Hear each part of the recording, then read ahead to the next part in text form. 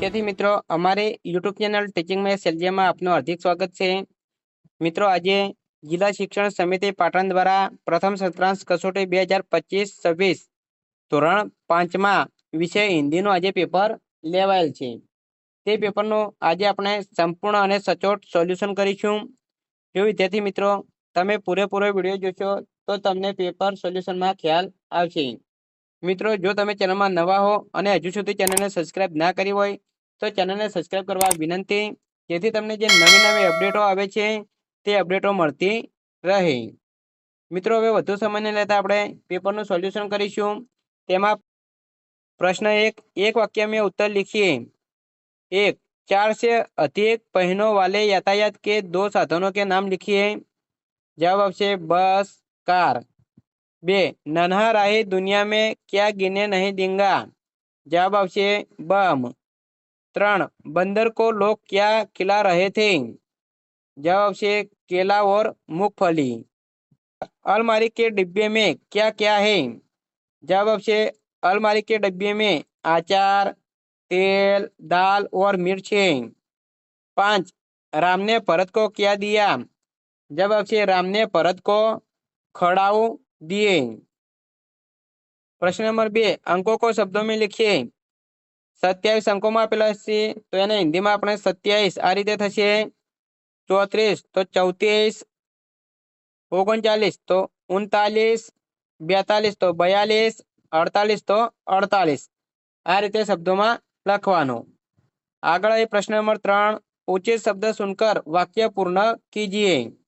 1. आप कहाँ जा रहे। कौंस में 2 शब्द आपेला छे एमां बीजा नंबरनो जे है ते जवाब आवशे। 2. हम खाली गया पढ़ते हैं। 3. जंगल में खाली गया नाच रही है। जवाब आवशे मोरनी। 4. तुझे खाली गया रोटी न ले जाने दूंगी तो मैं जवाब आवशे। 5. खाली गया मेरा विद्यालय है। जवाब आवशे यह। आगे આપણે प्रश्न नंबर 4 वाक्यों का मातृभाषा में अनुवाद करके लिखिए। 1. मुझे बैलगाड़ी में बैठना पसंद है। मातृभाषा એટલે કે ગુજરાતીમાં अनुवाद થશે મને બળદગાડામાં બેસવું ગમે છે। બીજા નંબરમાં આપેલું છે बच्चे रास्ते पर बिना डरे चल जाएंगे। जवाब આવશે છોકરાઓ રસ્તા ઉપરથી ડર્યા વગર ચાલી શકશે। 3. हमारा देश शांति प्रिय है। जवाब આપણો देश शांति प्रिय છે। 4. हॉकी हमारा राष्ट्रीय खेल है। जवाब हॉकी अपने राष्ट्रीय रमत છે। 5. हिमालय सबसे ऊंचा पर्वत है। जवाब हिमालय સૌથી ઊંચો પર્વત છે।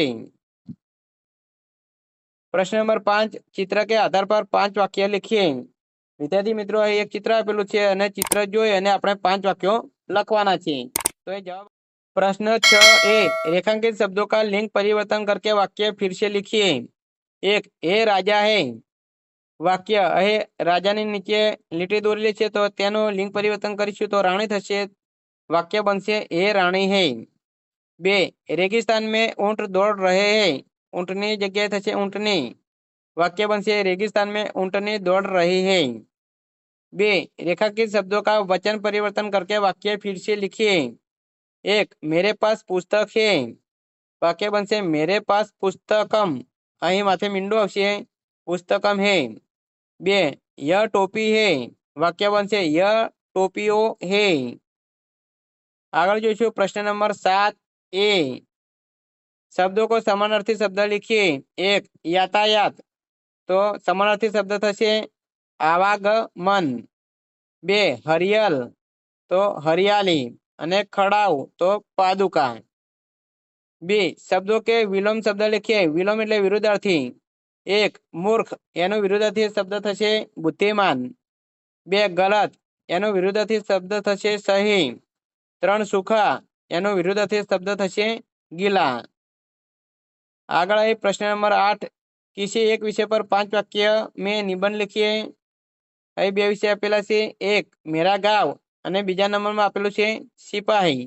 તો વિદ્યાર્થી મિત્રો मेरा गांव વિશે 5 વાક્ય અહીં તમે જોઈ શકો છો। આ રીતે વિદ્યાર્થી મિત્રો તમારે પોતાના ગામ વિશે 5 વાક્ય લખવાના રહેશે। વિદ્યાર્થી મિત્રો, એ સ્વાધ્યાયનું સંપૂર્ણ સોલ્યુશન પૂરું થાય છે. જો મિત્રો વિડીયો સારો લાગ્યો હોય તો લાઈક કરો, શેર કરો અને સબસ્ક્રાઇબ કરો તથા ધોરણ 5ના બીજા વિષયના પેપર સોલ્યુશન અહીં ચેનલમાં મૂકેલા છે, તે તમે જોઈ શકો છો. Thank you.